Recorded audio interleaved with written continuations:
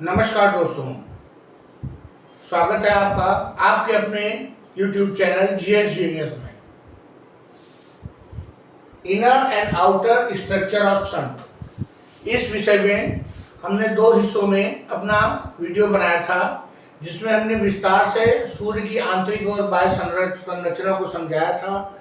इसके अतिरिक्त sun spot,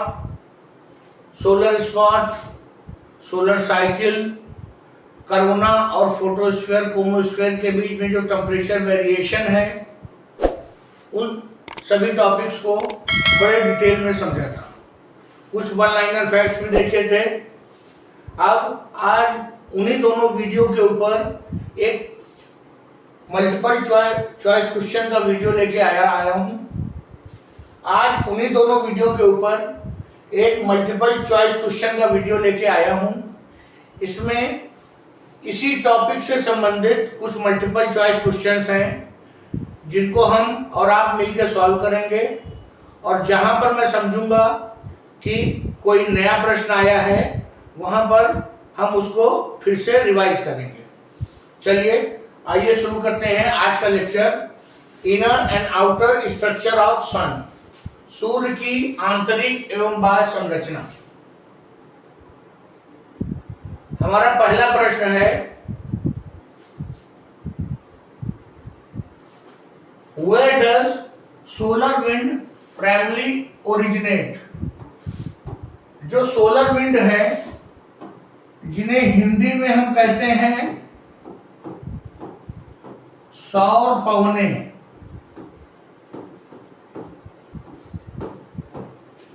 वह मूलतः किस परत में उत्पत्ति होती है? तो इसका उत्तर है डी, कोरोना में। चलिए आइए अगला प्रश्न देखते हैं। The sun's core consist mainly of which element? जो हमारा सूर्य का केंद्र है, उसमें कौन सा एलिमेंट सर्वाधिक है? हमने आपको बताया था कि कोर वो जगह है जहां पर हाइड्रोजन के एटम मिलके नाभिकीय संलयन के द्वारा हीलियम का एटम बनाते हैं।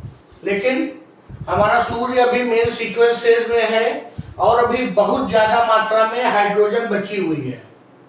तो इस प्रश्न का जो सही उत्तर है वो विकल्प सी सही है। उत्तर है hydrogen.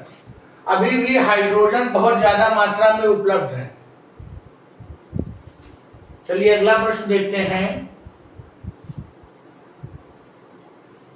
The sun's convection current occurs due to differential rotation, heat transfer in convective zone, nuclear fusion in the core, magnetic disturbance. तो हमने आपको बताया था कि कोर है सबसे अंदर, फिर रेडिएटिव जोन है, फिर कन्वेक्टिव जोन है। तो जो ऊर्जा है वो रेडिएटिव जोन से होते हुए कन्वेक्टिव जोन में जाती है, और चूंकि वो जो प्लाज्मा है वो गर्म होकर ऊपर उठते हैं और फिर वापस आते हैं। तो इसी के कारण ये जो कन्वेंशन करंट्स हैं ये उत्पन्न होते हैं। तो इसका सही उत्तर है B, heat transfer in convective zone.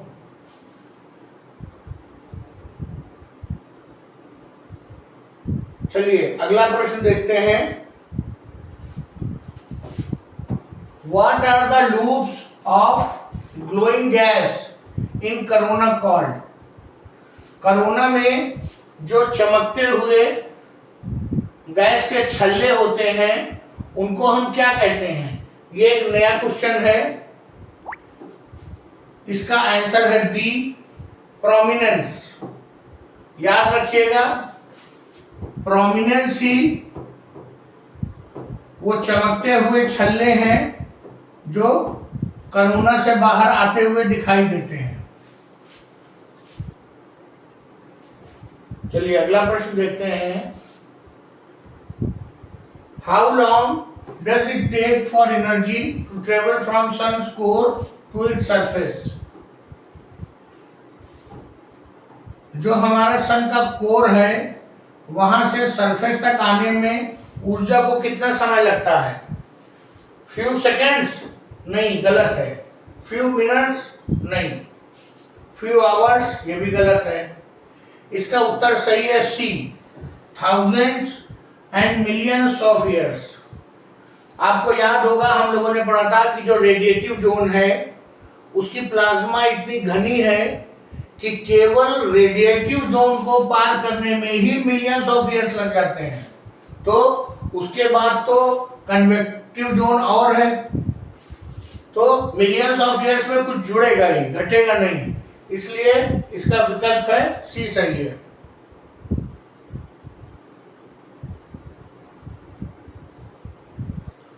चलिए अगला प्रश्न देखते हैं। Which phenomenon is caused by magnetic disturbance in corona? Corona में जो चुंबकत्व डिस्टरबेंस है उसके कारण कौन सी घटना होती है? तो इसका उत्तर है सोलर फ्लेयर। जब चुंबकत्व जो उसके पोल्स हैं, चुंबकीय पोल, उनमें फ्लिप होता है, वो पलटते हैं, तो उस साल सोलर फ्लेयर बहुत ज्यादा मात्रा में रिलीज होती है। अगला प्रश्न देखते हैं। Which layer of sun is the thinnest? सूर्य की सबसे पतली परत कौन सी है? आपको याद होगा जो हमारी क्रोमोस्फेयर है, और क्रोमोस्फेयर के बाद जो करोना है उसके बीच में एक बहुत पतली सी लेयर है जिसे हम लोगों ने ट्रांजिशन रीजन या संक्रमण क्षेत्र कहा था। यही सबसे पतली परत है, कुछ 100 किलोमीटर की है। और ये क्यों फेमस है? क्योंकि यहां पर अचानक नाटकीय रूप से तापमान बढ़ने लगता है। तो इसका सही उत्तर क्या है? डी। चलिए अगला प्रश्न देखते हैं। What causes sunspots to appear dark? जो हमारे सौर कलंक हैं वो हमें गहरे रंग के क्यों दिखाई देते हैं? इसका पहला विकल्प है they are regions of intense magnetic activity. नहीं। They are made up of different material. ये भी गलत। They are regions where fusion stop. Fusion कभी स्टॉप नहीं होता स्टार में। इसका विकल्प सही है D, they are cooler than surrounding areas.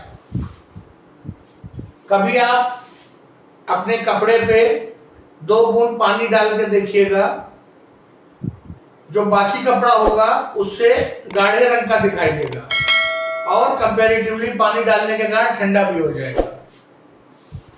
तो इसका उत्तर सही है D.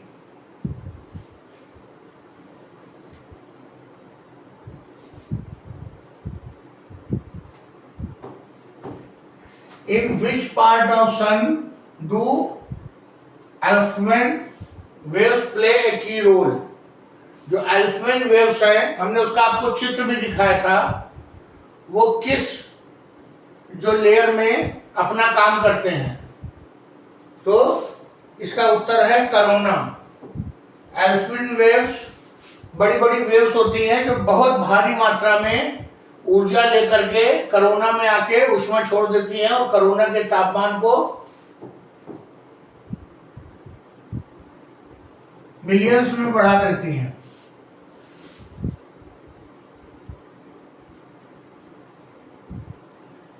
What layer of sun is closest to its core? Closest to its core and involved in transportation of energy outward. देखिए जितनी भी परतें हैं, चाहे वो कोर हो, चाहे उसके बाद रेडिएटिव जोन हो, चाहे उसके बाद कन्वेक्टिव जोन हो, चाहे फोटोस्फीयर हो, चाहे क्रोमोस्फीयर हो, चाहे ट्रांजिशन रीजन हो, या अंत में कोरोना हो, काम सभी का एक है, टेम्परेचर को बाहर की ओर ले जाना।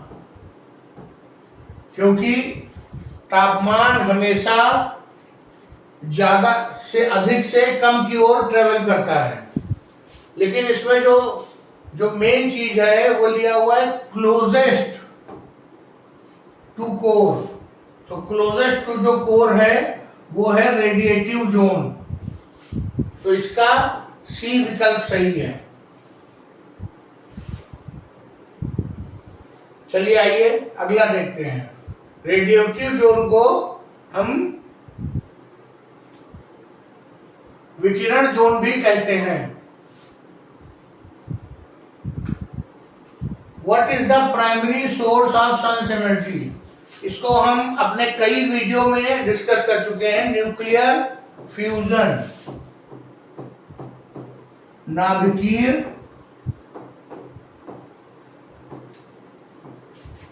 संलयन।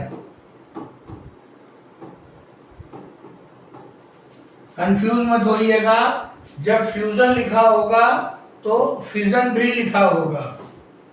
ये निशान मत लगा दीजिएगा, हमेशा फ्यूजन देख के या नाभिकीय संलयन देखकर ही गोला कलर करिएगा। What phenomenon occurs when charged particles from the corona are ejected into space? ये देखिए answer, coronal mass ejection. Particles बहुत तेजी से बाहर की ओर, स्पेस की ओर निकलते हैं और स्पेस के तापमान को बढ़ा देते हैं। चलिए अगला प्रश्न देखते हैं। The transition layer separates which two layer? अभी हमने 2-3 स्लाइड पहले सारी लेयर्स बनाई थी। तो ट्रांजिशन लेयर जो है हमारी वो क्रोमोस्फेयर को सेपरेट करती हैं कोरोना से। तो किसमें दिया हुआ है? Chromosphere and corona. ये हमारा बी ऑप्शन सही हो जाएगा।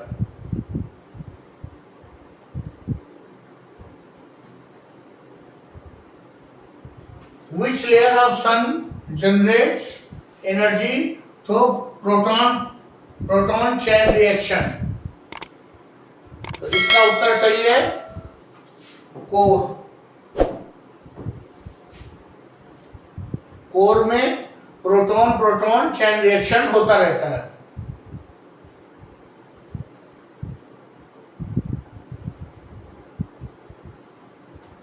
The sun's radiative zone extends to approximately what percentage of its radius?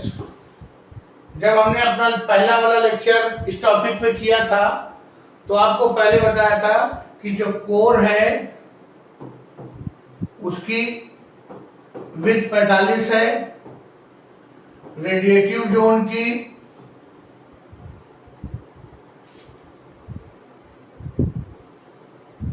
उसकी विड्थ है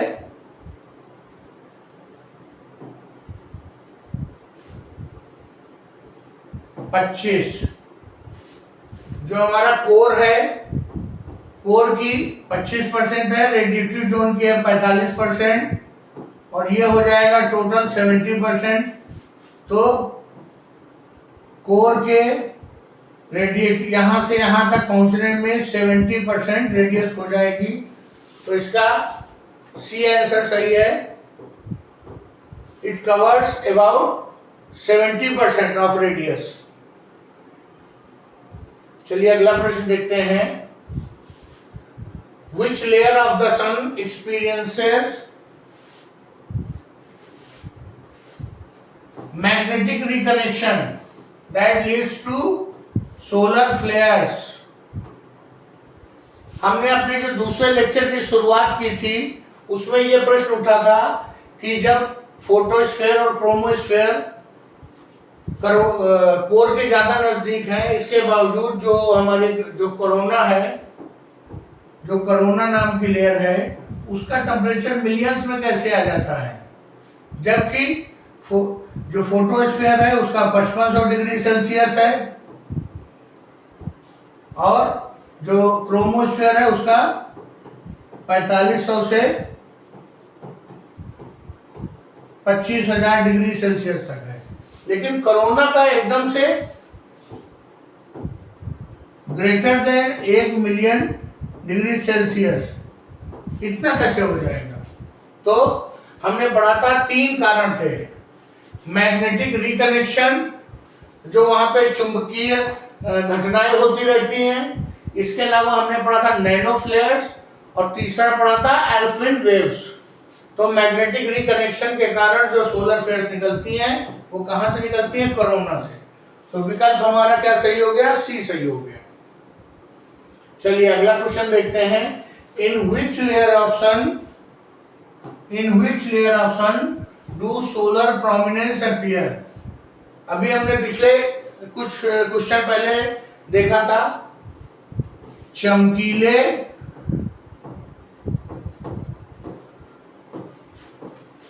गोल छल्ले,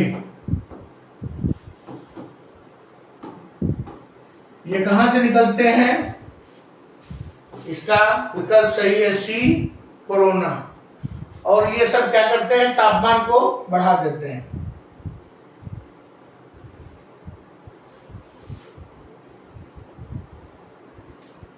अगला प्रश्न देखते हैं। Which layer of the sun has plasma moving in large convection currents?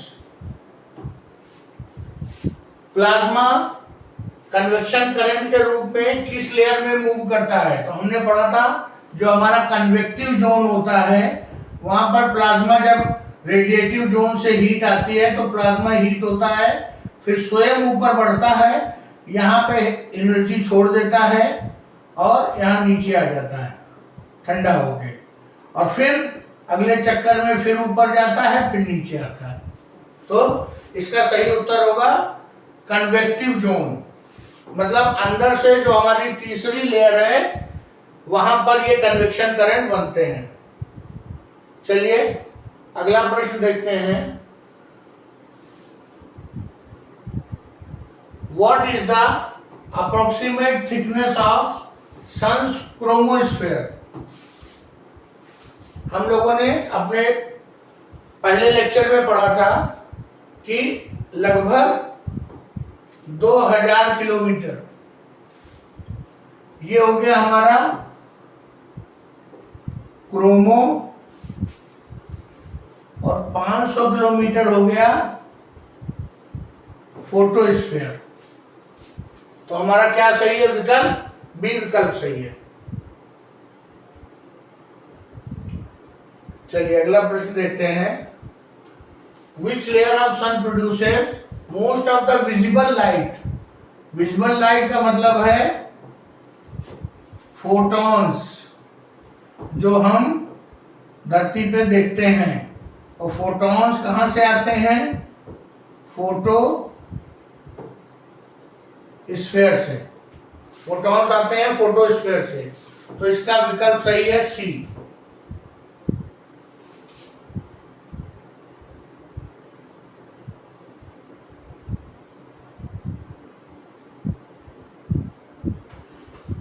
अगला प्रश्न देखते हैं। Which layer is visible as a red rim during a total solar eclipse? Total solar eclipse में जो हमारा क्रोमोस्फेयर है इसको हम जो है एक रिम के रूप में देखते हैं। मान लीजिए ये सन है, तो इसके बाहर एक चमकता हुआ रिंग दिखाई देता है।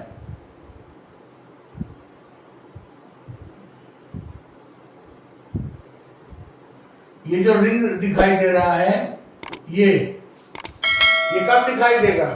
क्रोमोस्फेयर जो है टोटल सोलर इक्लिप्स, पूर्ण सूर्य ग्रहण के दौरान ये रिम दिखाई देता है। तो इसका उत्तर हो गया बी। बी सही हो गया।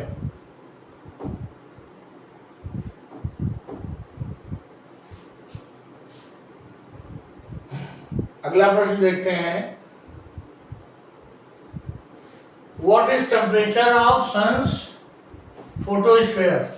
हम लोग को याद है, हम लोगों ने पढ़ा था 5500 डिग्री सेल्सियस ये तापमान है फोटोस्फीयर का। क्रोमोस्फीयर का क्या था? 4500 डिग्री सेंटीग्रेड से 25,000 डिग्री सेंटीग्रेड, और जो कोरोना का था वो more than 1 million degree centigrade था। कोर का था 15,000 मिलियन डिग्री सेंटीग्रेड। तो हमारा उत्तर है 5500 डिग्री सेंटीग्रेड। अब 5500 डिग्री सेंटीग्रेड हमारा विकल्प में है नहीं, तो उसके जो सबसे नजदीक है हम 6000 को टिक कर देंगे। एक टेम्परेचर रह गया इसमें, जो सन स्पॉट हैं उनका टेम्परेचर क्या पढ़ा था हम लोगों ने, 3800 डिग्री सेंटीग्रेड या 3800 डिग्री सेंटीग्रेड। तो इसका उत्तर हो गया ए, 6000 डिग्री सेंटीग्रेड। चलिए अगला प्रश्न देखते हैं। What feature is often visible on the photosphere as a result of magnetic activity? सीधा सा उत्तर है सन स्पॉट। सन स्पॉट जो है सौर धब्बे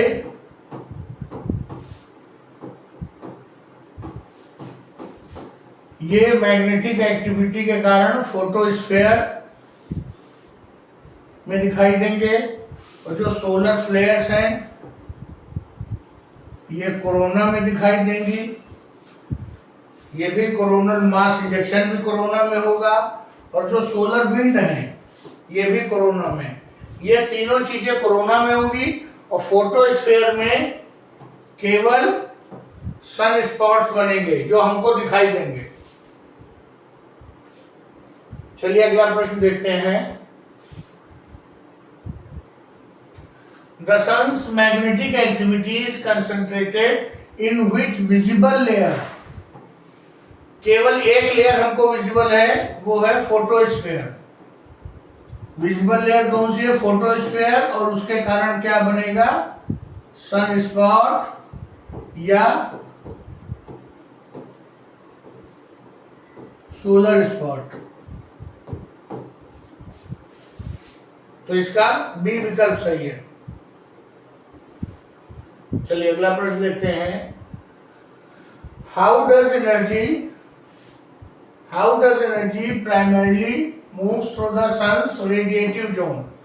रेडिएटिव जोन को हमने हिंदी में कहा था विकिरण जोन। विकिरण जोन। तो रेडिएटिव जोन का मतलब रेडिएशन के थ्रू एनर्जी बढ़ेगी, जिसमें एनर्जी एक कण से दूसरे कण में ट्रांसफर होके जाती है, प्रोपोगेट करती है एनर्जी। तो इसका बी विकल्प सही है, रेडिएशन।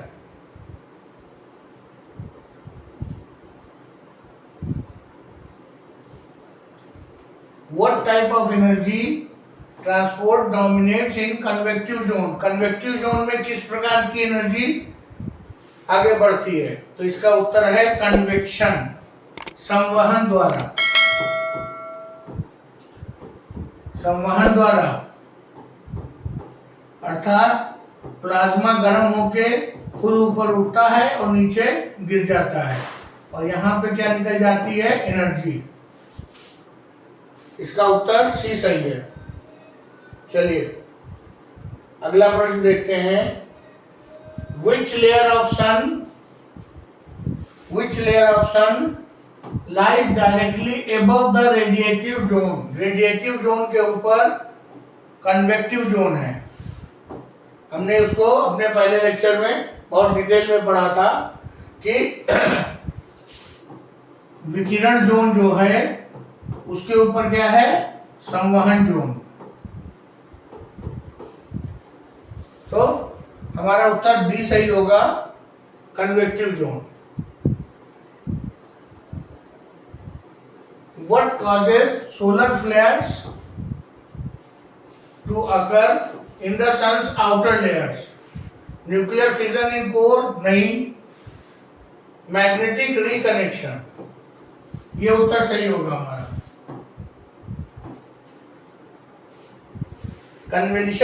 कन्वेक्शन करंट ये तो कन्वेक्शन जोन में होगा। एनर्जी ट्रांसफर टू रेडिएशन, ये हमारा कहाँ हो रहा है, कोर में हो रहा है।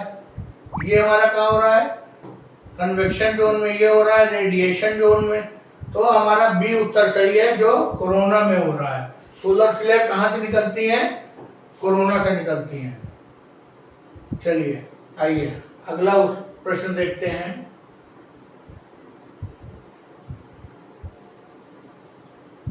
Which layer of sun has the temperature exceeding 1 million degrees Celsius? Which temperature exceeding 1 million degrees Celsius? तो इसका उत्तर है करोना। इसको हमने कई बार पढ़ा है। चलिए अगला प्रश्न देखते हैं।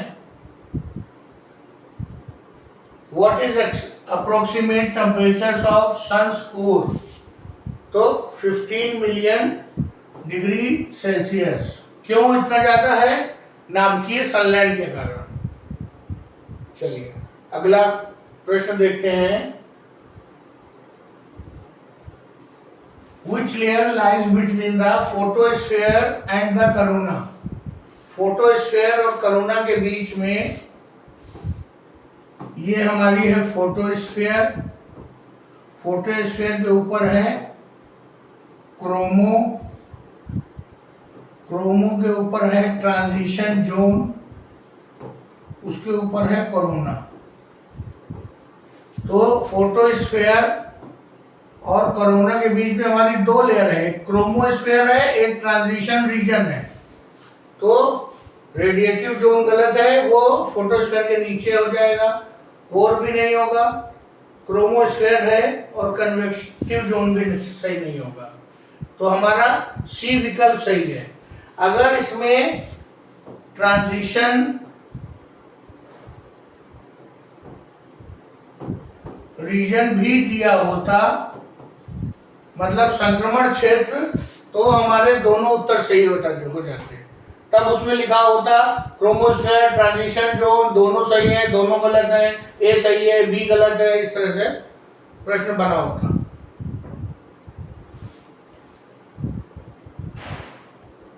बहुत आसान प्रश्न है। Which layer of sun is responsible for the transfer of heat via convection? संवहन के द्वारा किस लेयर में ऊर्जा का परिसंचरण होता है? तो वो कन्वेक्टिव जोन में, संवहन जोन में। चलिए अगला प्रश्न देखते हैं। What is the outermost layer of the sun visible during solar eclipse?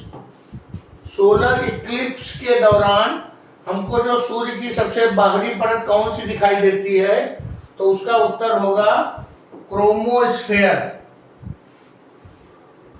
Chromosphere हमको सोलर इक्लिप्स के दौरान दिखाई देगा।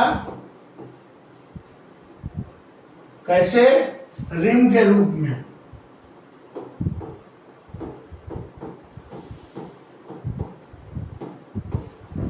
और कोरोना हमको टोटल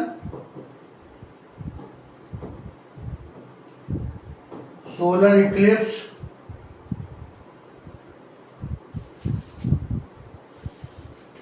में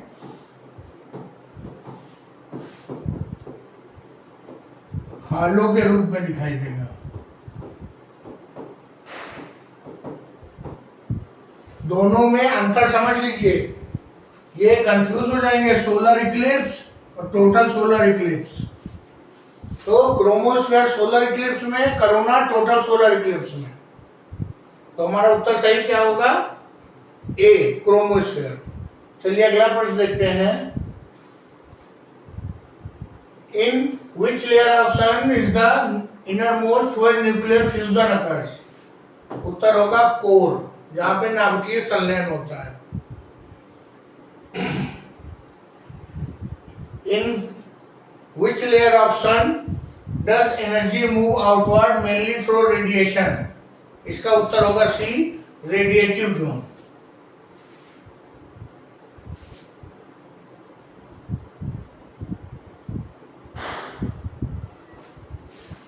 दोस्तों इस टॉपिक से बनने वाले लगभग अधिकांश मल्टीपल चॉइस क्वेश्चन इस वीडियो में कवर कर लिए गए हैं।